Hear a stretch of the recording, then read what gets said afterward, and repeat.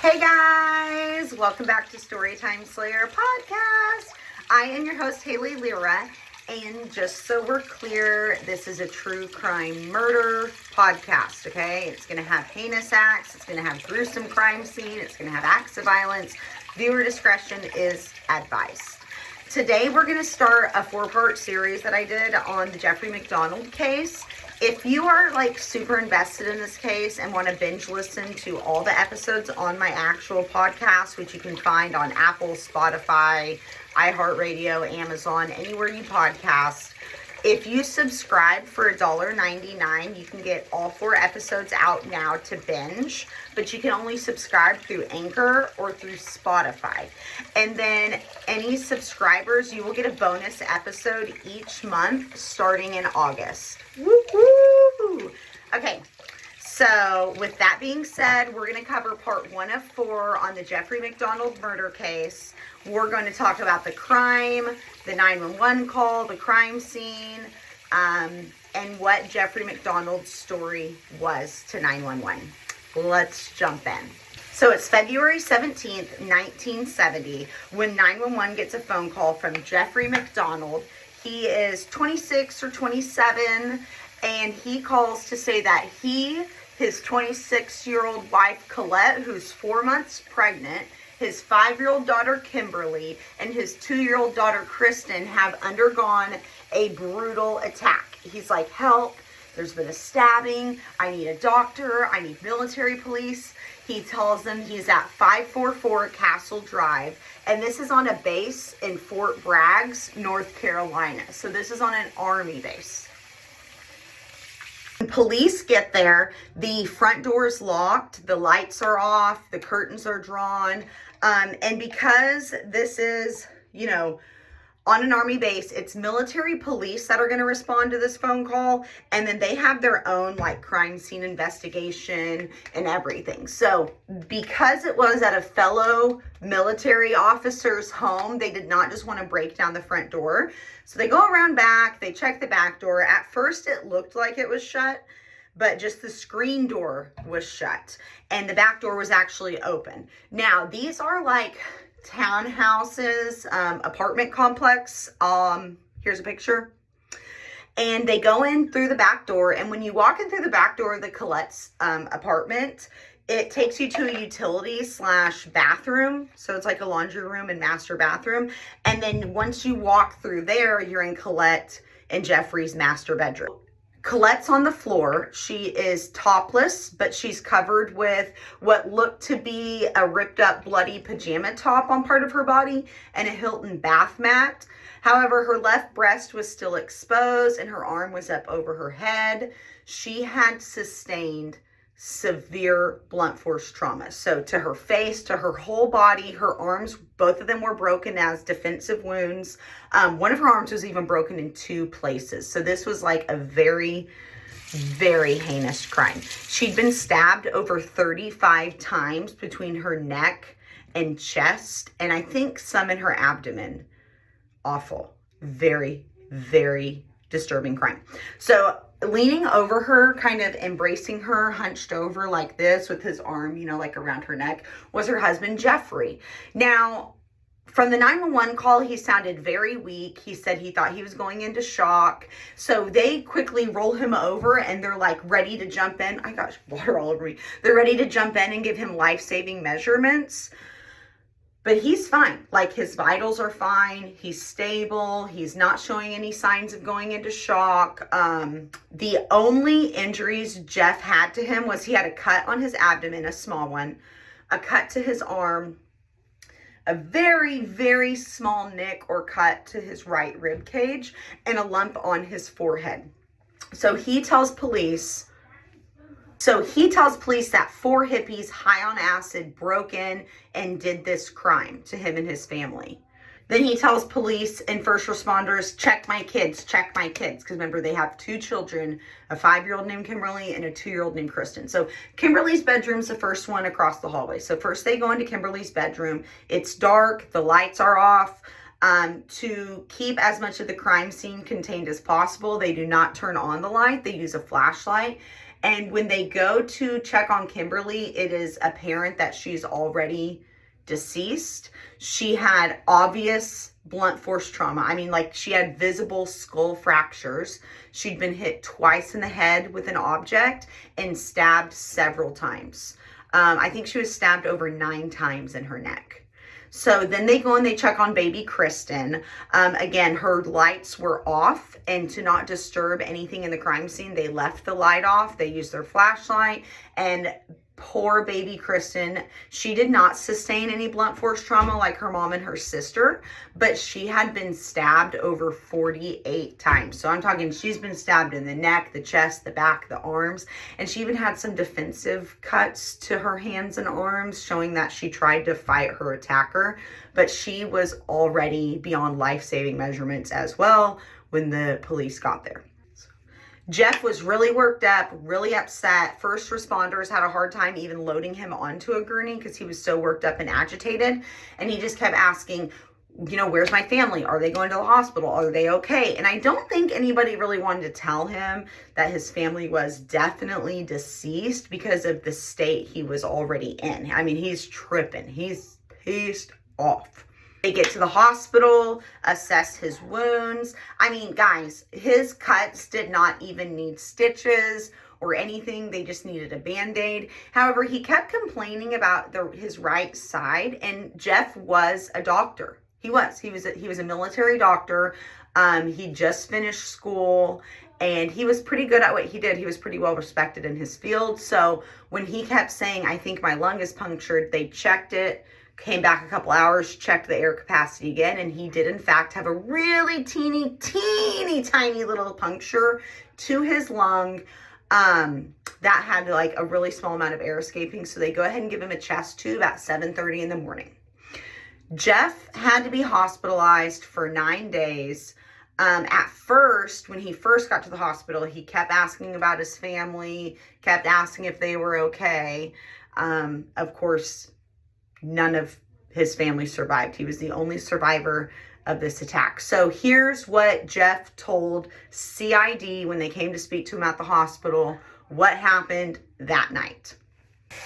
Okay, so the day before this crime happened, Jeff had actually worked a 24-hour shift at the hospital he worked for, and then he turned around February 16th, and he worked an 8-hour shift at his office.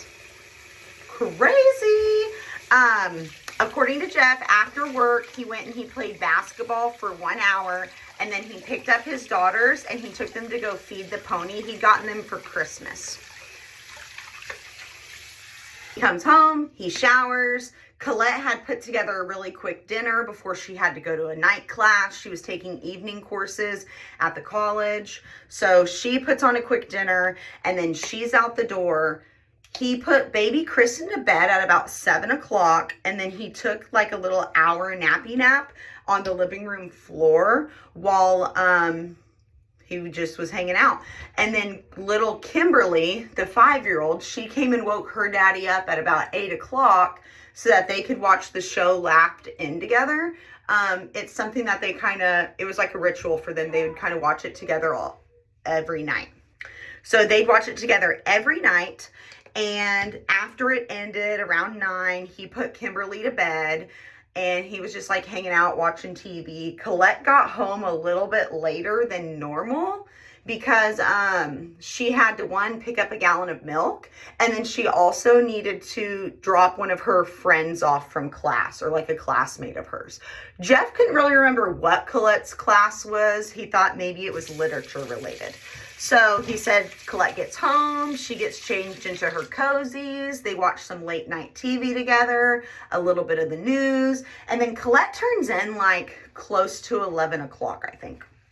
So she goes to bed. Jeff can't sleep, even though he pulled a 24-hour shift at the hospital, an 8-hour day at work, played basketball, fed the ponies. That power nap, woo! That power nap got him going. So he stays up watching TV until like 1 in the morning, and then he reads the end of his book for an hour. It's 2 a.m. He decides, you know what? Why not I'm just going to wash the dishes. Like, I'm I'm just going to wash the dishes. Mind you, people who knew Jeff said Jeff ain't the kind of man that washes dishes. But on this night in particular, he did. And he wears surgical gloves when he washes dishes, which is kind of odd. But of all the wife swap I've seen, it really doesn't surprise me that somebody out there would do that. So I'm neither here nor there about that situation.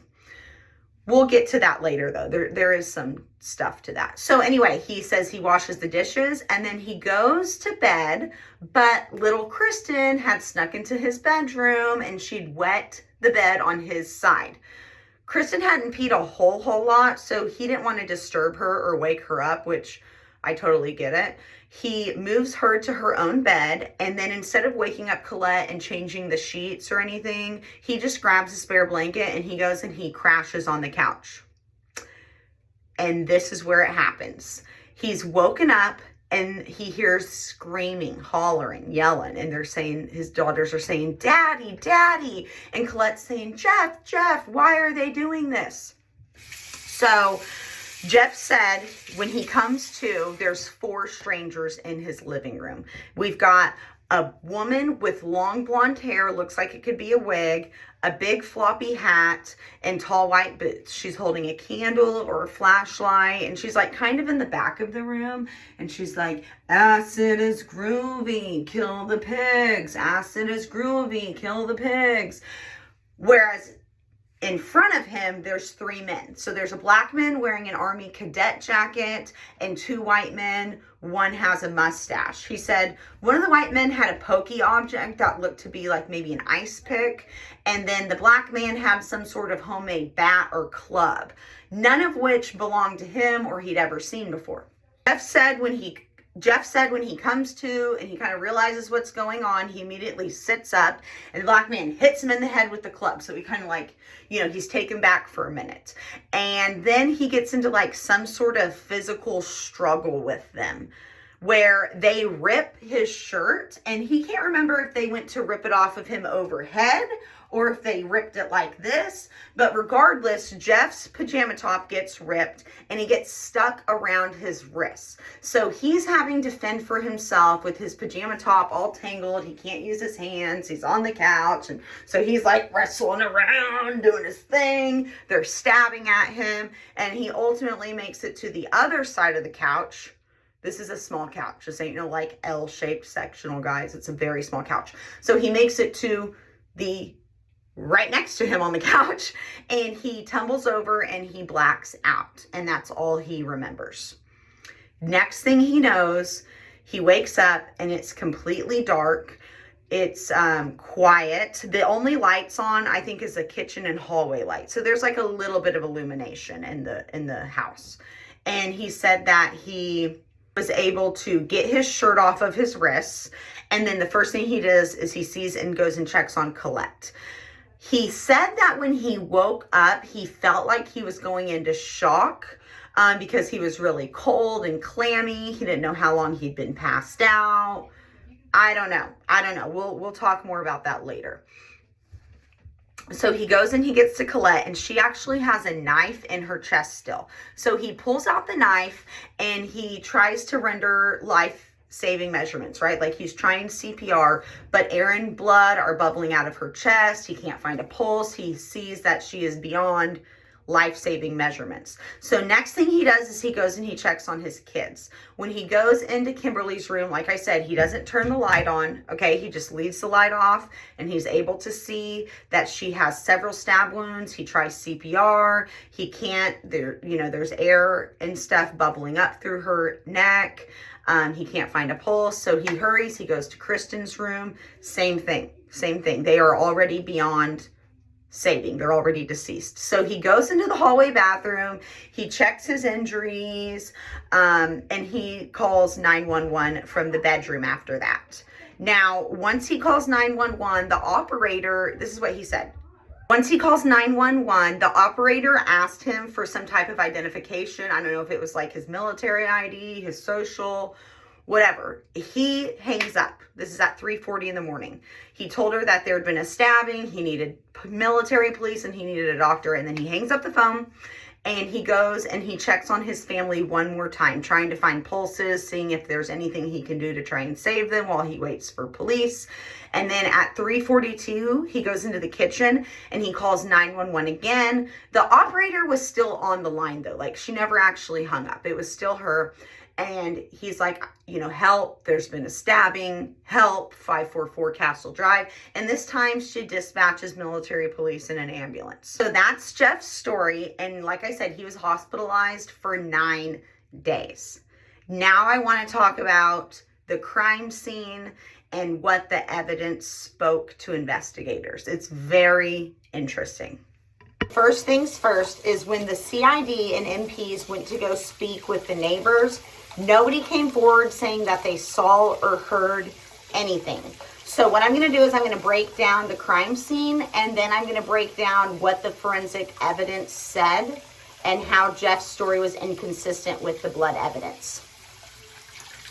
Okay, so for starters, all the weapons were found at the back door. There was a 31-inch homemade club, a paring knife, and an ice pick. And then in Jeff and Colette's room, they found another paring knife, the one that Jeff said he took out of her chest and he threw by the dresser. In the corner of their bedroom, kind of by the door, I guess, there was some bedding that belonged to Jeff and Colette's bed. It was their sheets and their comforter, and they were saturated in urine and blood. On the headboard in their bedroom was the words pig carved and then traced in blood, and they're written pretty big, if you can see. Like, they're pretty significant of size. There's lots of blood splatter on the ceiling, and in the closet of the master bedroom there's also pools of blood everywhere from Colette, assumably. By the door frame, the door leading to the hallway, not the door leading to the utility room, there is 5 blood drops that make about a 6-inch circle. And then there's a cascade of blood splatter on the inside of that door frame, indicating somebody was hit right there. They find a few really small specks of what looks to be a surgical glove near Colette's body. And then in the bedding, the blood-stained, urine-soaked bedding, they found a finger of a surgical glove that was stained in blood, making them think, okay, this is what was probably used to write pig on the headboard. There are 79 tiny shreds of fabric consistent with Jeffrey's pajama top. So I think like 24 of them are under Colette's body, 23 of them are near her body. There's some by the headboard, some by the master bedroom footboard. They're also mixed in with the sheets and underneath a pillow. So lots of little they're like teeny tiny threads from Jeff's pajama top having been ripped. And they're all over this crime scene, guys. Once you leave their bedroom, there's a trail of blood either going to or coming from Kim's bedroom in the hallway. And there's blood smeared on the hallway closet door. Now, in this hallway closet is a plethora, I'm talking a significant amount of medical supplies. We got this hallway. Like, I know he's a doctor, but he's got diet pills, painkillers, he's got scalpels, he's got syringes, he's got a lot. And he even says, yeah, I know it's a lot. So that's what was inside the hallway closet, which had the little blood smear, like maybe somebody got in there real quick. As for the living room, the only sign of a struggle was that the coffee table had been knocked over. And we'll get to that because even that looked a little bit strategic to investigators. There's no fibers of Jeff's pajama top at all. There's no pieces of this homemade club anywhere, despite the fact that there are little splinters of this club in the other bedrooms where this crime occurred. So there's bloody splinters in the master bedroom, in Kim's bedroom, and in Kristen's bedroom, but none in the living room where Jeff was hit with the club. Now, The only blood also in the living room is like a little tiny finger smear, like on the corner, like maybe somebody opened it, of this Esquire magazine. It was the new May 1970 edition, and it was specifically about evils lurking in California. It talked about the Manson murders. It had a lot of cult activity, witchcrafty stuff in it, just talking about, all the bizarre things happening in California. That will definitely tie into this later, so just stay with me. There was a plant that had been knocked out of the pot, but the pot itself was still right side up. The plant, though, was next to it on the floor, so that kind of looked staged. Jeffery MacDonald's glasses were in the very corner of the room with just a teeny tiny speck of blood on them, just one speck, and they're kind of like, how did those even get involved in this? Because, he was asleep. He never said he found his glasses, put his glasses on. There's no blood in the living room, so I just don't understand how they got there and how blood got on them. So, anyway, that's besides the point. In the dining room, there's a few drops of blood that are a little bit smeared. And then in the kitchen, there is just these 5 drops right in front of the cabinet where the kitchen sink is. And so police say it kind of looked, just to the naked eye, like that's just as far enough up as Jeff would have been had he looked down in the cabinet in his stomach injury. Remember, he had a cut on his stomach, and they were like, man, that looks like maybe the blood drops from his abdomen dripped out if he looked under the kitchen cabinet. So they get down and they look under the kitchen cabinet, and what do they find? They find surgical gloves shoved in the very far back corner of the kitchen cabinet. So they're like, are these the same surgical gloves that we found pieces of? I don't know, maybe. There's some blood drops in the hallway bathroom, to the right side of the sink and on a step stool that was in the bathroom. As for Kim's bedroom, okay, so there is blood splatter on the ceiling and on the walls. There's also cascade splatter. Cascade splatter is when something's already been drenched in blood and then you swing it again, and the blood that was already on it is what's splattering. Whereas blood splatter is when you hit something and that person or, object splatters out something. I guess it would be a person or an animal if it's blood, right? Okay, anyway. There's also wax on Kim's bedspread, and there's a little bit of wax stripped on a chair in her bedroom. There's 14 of Jeff's fibers tucked into bed with her, in her sheets, okay?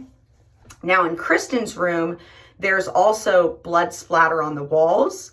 There's a large pool of blood next to her mattress. Her mattress is soaked. Her pillow and her bedding are soaked in blood. And then there is a footprint exiting her bedroom. It was an adult. It was obviously an adult's footprint. And whoever stepped in this pool of blood stepped in it when they were exiting her bedroom. So that will be important later. By a pure stroke of luck, everybody in the Jeffery MacDonald's family, Colette, Kim, Jeff, Kristen, they all have different blood types. Okay? So now what I'm going to do is, I know that was a lot of information to throw at you. I'm going to explain how this evidence and Jeffrey's story do not collide. They do not coincide with each other, and kind of all the suspicions and inconsistencies that the forensic team were able to drudge up. So let's go there right now.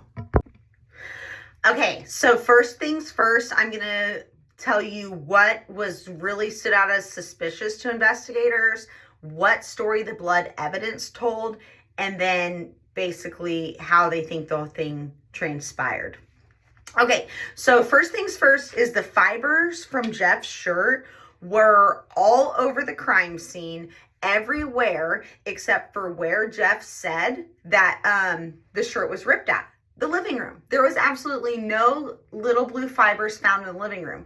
And that was pretty suspicious, because if Jeff's shirt got ripped during his altercation with these intruders, and then he's left passed out on the floor, and the first thing he does is he takes this shirt off and goes and puts it on his wife, how the heck did these fibers end up in his kids' rooms and stuff, right? Because when he said he went to go check on his kids, that shirt had already been removed and placed on his wife to keep her from going into shock. Because Jeff just kept bringing up he was going into shock, Colette was going into shock. He's a damn liar. Okay, next thing is there's absolutely no blood found in the living room, not even belonging to Jeff. The only trace amount of any blood in the living room would be on that Esquire magazine, and it's literally just a little small smear in the corner. So that's pretty suspicious, right? Like, this is where he supposedly sustained these injuries, was during his altercation with the intruders on the living room couch. Why is there no blood in the living room? Also, there's like little to no signs of an intruder in the home, okay? And as far as this struggle, the only things that seem to be disturbed in this house is the coffee table. The coffee table was tipped over. And let me tell you, no matter how many times investigators tried to re-tip that coffee table over in the exact same way, that shit wouldn't happen. That shit would not re-tip. It almost looked like somebody had picked it up and set it on its side. A more damning piece of evidence, in my opinion, would be that the club, okay, so the 31-inch homemade club that was used in this crime, it had a very small amount of paint on it. And Jeff said, remember, I don't recognize this club. This club doesn't belong to us. Very important. He said that out of his own damn mouth. And sure as shit, that club had a teeny tiny bit of paint on it that was an exact match to paint that was used in the MacDonald household. Like, the club had the paint on it from before it was used. Does that make sense? It was like old paint underneath the blood and stuff. So they're like, okay, it's not your club, but it has your house paint on it. Interesting. And this is a homemade club, you guys, just so we're clear. It is like made from a scrap of wood. It is not like a bat that you buy at the store or anything of that nature, okay? This is just something rigged up from a piece of wood. Despite Jeff saying that he called 911 from both the hallway bathroom and from the kitchen phone, there is no blood and no fingerprints on these phones at all. So for there to be no fingerprints, police are thinking like, oh my gosh, maybe Jeff had gloves on. And is that why Jeff said he didn't turn his kids' lights on? Because he knew he wouldn't have blood on his hands when he did turn the lights on? A lot to think about, right? Okay. And while we're on the subject of gloves, remember the gloves that Jeff had in the very far back corner of his kitchen cabinet? Those surgical gloves were an exact match for the tiny pieces of glove that they found in Jeff's bedroom next to Colette, and for the finger tip of a glove that had blood on it inside of his sheets and comforter. So it's just looking suspicious, guys, okay? I'm just the messenger. Also, the issues of why is nothing missing from this house? Why did they target the MacDonald house? There's a lot of dogs in this military like apartment complex housing, so it is a really unlikely place for like a random intrusion. That's what police thought. So they just don't understand why. And then there's the whole issue of like, why did they not kill Jeffrey? You know what I'm saying? Like, why would they kill these two little girls and this pregnant woman in such a heinous way and leave Jeffrey alive? It just didn't really add up to investigators. So those are kind of some of the suspicions that they have just around that little bit of forensic evidence. But y'all, the blood evidence, oh man, that blood evidence tells a story that really points to Jeff. It really points to Jeff. So I'm going to tell you, it's a lot. I know the story is a lot. That's why it's so important in part 1 to like really cover all the information and all the bases, because like I said, this was a 4-part series on my podcast. There's a lot. This case went on for decades. There's book written about it. Lots of books written about it. It's a lot, I know. So just come with me on this journey and I'll explain it all to you. Okay, So for starters, the blood that was in Jeffrey and Colette's door frame and the 5 drops that made like a 6-inch circle on the floor of their master bedroom by the door, that belonged to Kimberly. That was Kimberly's blood, okay? So Kimberly was bludgeoned in their bedroom. Then when you go into Kimberly's bedroom, that cast off blood splatter on her ceiling, that belonged to her mother, Colette, indicating that Colette had already been bludgeoned by the attacker before they then went into Kimberly's bedroom. The blood drops in the hallway between Jeff's room and Kimberly's room, those belong to Kimberly as well. And I'm going to explain all of this. Just go with me. It was also Kim's urine and Kim's blood mixed with Colette's blood in the master bedroom bedding, even though Jeffrey said that Kristen was the one who had peed in his bed and been in his bedroom. It was Kim's blood and urine, in fact, in his bedding along with Colette's. Then in Kristen's room, that pool of blood by her bed, yes, that did belong to Kristen. However, a lot of the blood splatter in her room belonged to Colette, indicating that Colette had been further bludgeoned in Kristen's room. Also, that bloody footprint that I talked about in Kristen's bedroom, that was done most likely by Jeff's foot, but the blood did not belong to Kristen. That was Colette's blood that they think Jeff probably stepped in. And now, the only blood belonging to Jeffery MacDonald in that crime scene was the few drops of blood on the kitchen floor in front of the kitchen cabinet that I talked about, and the few drops of blood in the bathroom. So here is what police think happened, okay? Here's what they think happened. So Jeffrey and Colette got into some kind of heated argument, and Colette grabbed him and ripped his shirt. I don't know, some type of physical struggle caused Jeff's shirt to be ripped in the master bedroom right at the start of this crime. Kimberly hears this argument, confrontation, whatever, and so she goes to her parents' room. And once she gets to the door frame, Jeff renders her a blow to the head, and she falls, and that's where those 5 blood drops come from, is her injury from the club hitting her in the head and her falling over.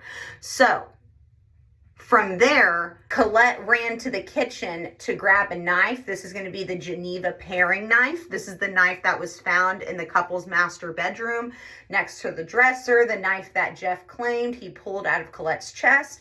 So Colette probably made a run for it to the kitchen to grab something to try and to defend herself and the children with. And she grabs that paring knife, and she's able to cut Jeffrey in the abdomen. Okay, that's where his abdomen cut came from. And Jeff renders her several blows, likely in the master bedroom closet, because that's where there was a lot of blood splatter in their room. Colette goes unconscious. She's knocked the hell out. So from there, Jeff uses his sheets to pick up Kimberly and carry her to her bed, which is where the blood drops in the hallway of Kim's come from. Okay? He pulls back, and when he does, that cast off blood from Colette gets on Kimberly's ceiling, and he renders her a really hard blow before then going to the kitchen and getting a paring knife that is referred to as the old hickory. That is the knife that they believe Jeff grabbed next.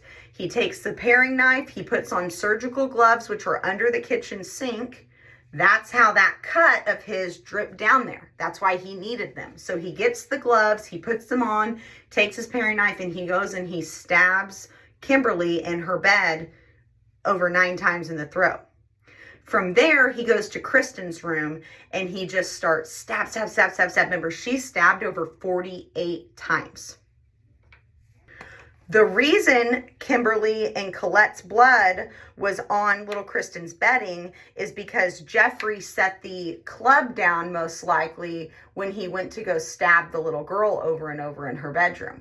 So while Jeffrey is attacking Kristen, Colette must have come to, and she runs into Kristen's room to try and defend little baby Kristen and get Jeffrey to stop. I'm sure it was chaos. I'm sure it was I can't even imagine. However, when Colette comes in to try and intercede what Jeff's doing, he ends up beating her with the club further, most likely killing And I'm not sure if he stabbed Colette more while they were in Kristen's room or not. But long story short, he basically, when Colette comes in to help protect Kristen, Jeffrey beats her further with this club. This is where they believe her arms were now broken.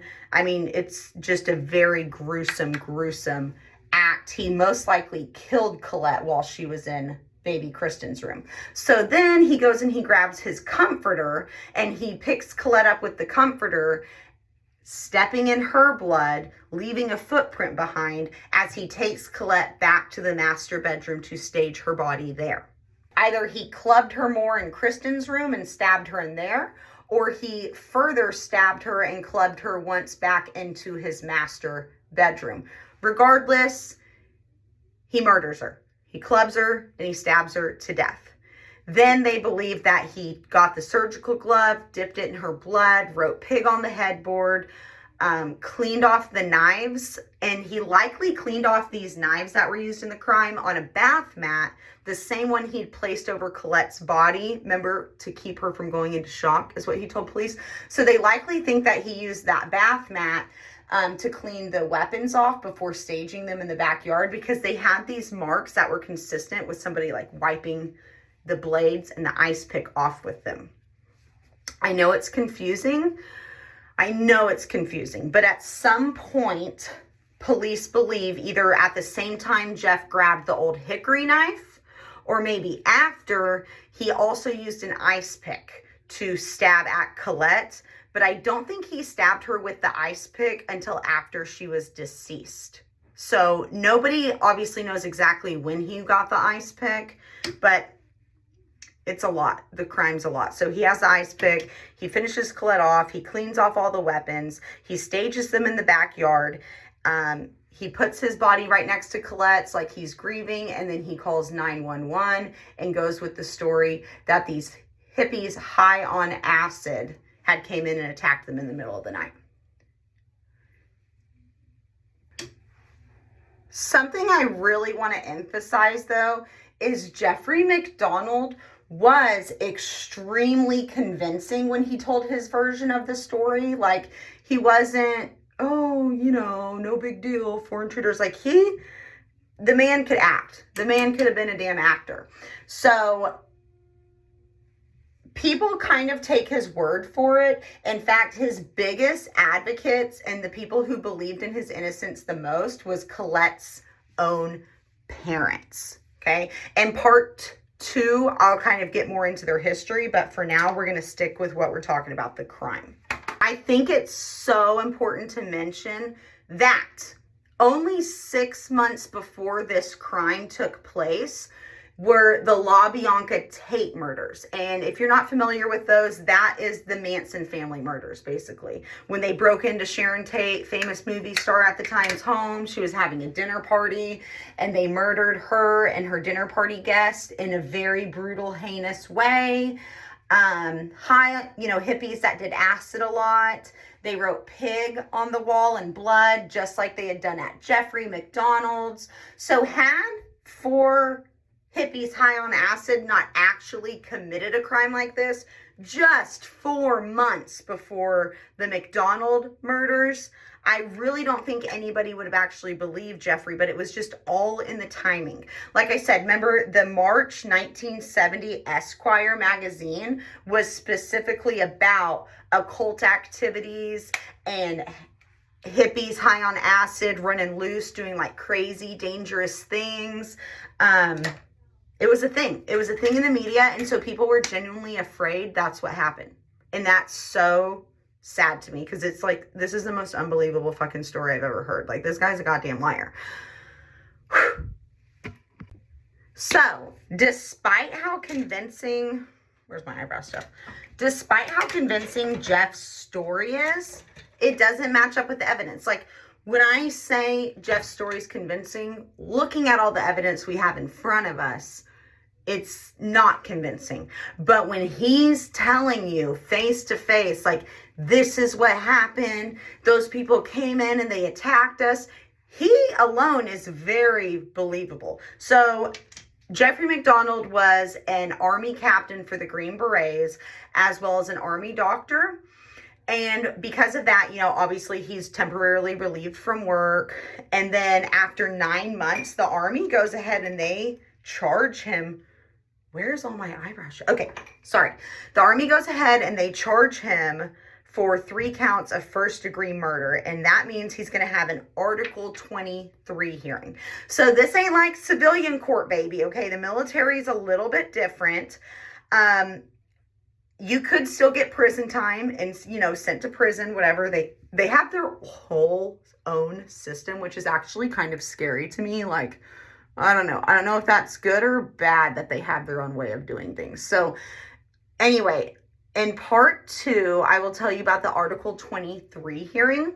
But what I want to tell you right now is once they charged Jeffery MacDonald for these murders, he actually was placed in BOQ housing, which stands for Bachelor Office Headquarters. And this is just basically like military housing for people who don't have families or, wives or significant others to go and live on military base still. So he's going to go stay in the single guy's military housing, and they put in front of his door a guard.